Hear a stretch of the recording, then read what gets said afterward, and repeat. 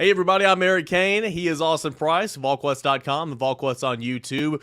News here on a Friday. Quarterback Tayven Jackson has entered the transfer portal.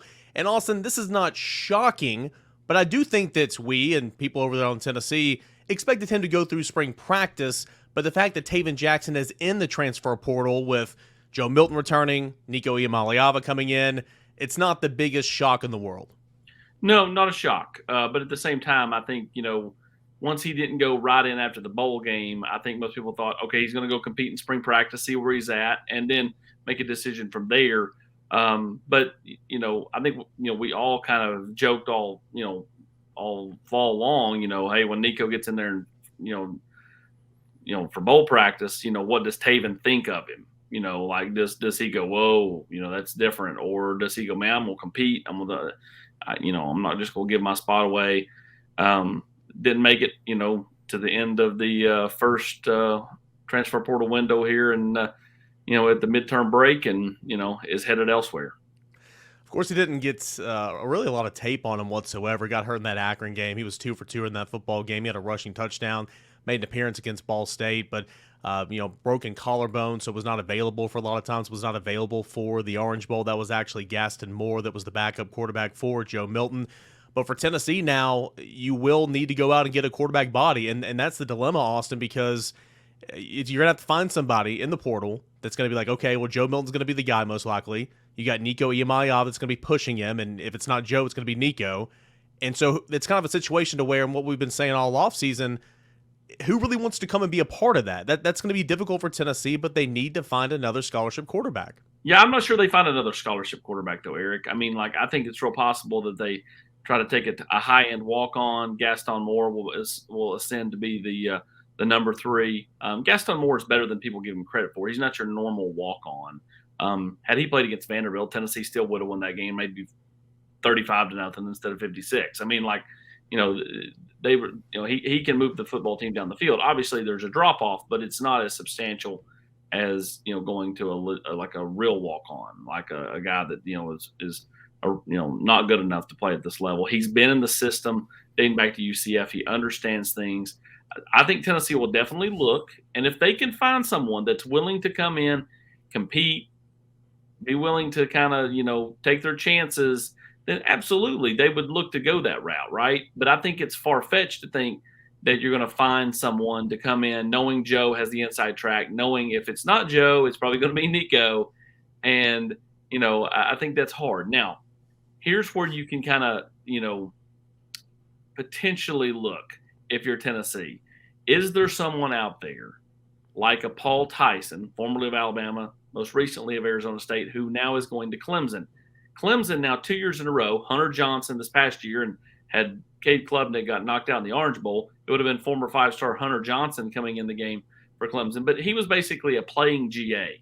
He's wanting to go into coaching. He wants to go ahead and get an early start on that. Same thing with Paul Tyson. Is there someone out there like that? Now, again, how many schools are seeing that Clemson model going, it's not a bad idea, not a bad way to go? All of a sudden, everybody's trying to find the unicorn out there that, is good enough if all kind of things went wrong and you had to turn to him. But he's also willing to sit there and basically be learning on the fly, getting a jump start on his coaching career while also still being able to play. We saw Zeb Nolan last year at South Carolina, or technically 2 falls ago, forced into action. He was a similar type path. I think those are few and far between, but I think that's kind of what Tennessee needs, whether it be for this next year, the 23 season, or even the 24 season, because Joe won't be here regardless. At that point, it's going to be Nico and a freshman. They're going to need an older body in there, I think, to kind of bridge the gap. So it's what they're searching for is going to be hard to find, but I know Tennessee will continue to look. But if you said right now, what are they going to do? I would say Gaston Moore is most likely your number 3 quarterback heading into fall camp of 2023, unless someone materializes after spring practice.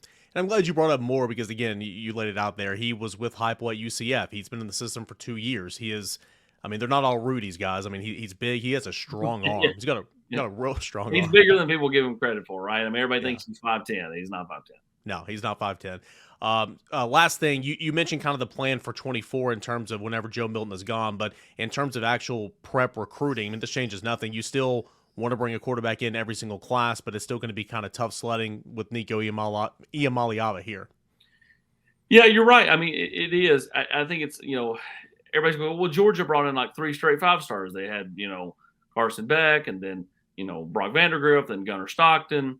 Yeah, and none of those guys have found the field. Like, quarterbacks are just different. Like, you might be able to get a high end guy. I think if Tennessee didn't have Nico signed or even committed, I think Jaden Davis is probably a heavy lean to Tennessee. But because Nico's here, Jaden Davis probably is, leaning the other direction. I mean, he's looked at Tennessee, but I don't think that's like a real thing as far as like Tennessee having a real shot there. So you look down at Savannah, you got the 2 kids down there. What's Cutter Bowley do? I know they've got him as a 25, but I mean, I think anything's possible. I think ultimately you're going to continue to try to get the best guy you can, and if that's a high end 5-star, great. If it's a mid level 4-star, you want people that fit your system, and I think that's where Joey Halsley and Josh Heupel have to go, is find people that they can build relationships with, get a feel for them, and someone that they feel like, hey, if they had to play as a true freshman, it would not be over their head to do so. Tennessee has lost a quarterback to the transfer portal in Tayven Jackson, former 4-star, and Tennessee will have spring practice to come in and see what Nico Iamaleava looks like, and of course Joe Milton. Tennessee has lost 11 players now to the transfer portal. It's added 7 players from the transfer portal, and you can keep up with all that at Volquest.com with our transfer portal tracker. He's Austin Price. I am Eric Kane. Stay dialed in to everything Tennessee Volunteers, all at Volquest.com.